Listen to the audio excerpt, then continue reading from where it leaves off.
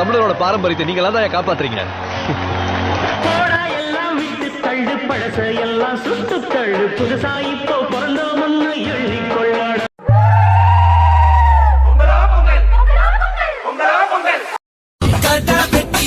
பொங்க வச்சா காளியதா பொங்கலடா, துள்ளிக்கிட்டு பொங்க வச்சா ஜல்லிக்கட்டு பொங்கலடா, அடிய உதையும் கலந்து வச்சு விடிய விடிய விருந்து வச்சா போக்கிரி பொங்கல் போக்கிரி பொங்கல், இடுப்பு எலும்ப ஒடிச்சு வச்சு அடுப்பில்லாம எறிய வச்சா போக்கிரி பொங்கல் போக்கிரி.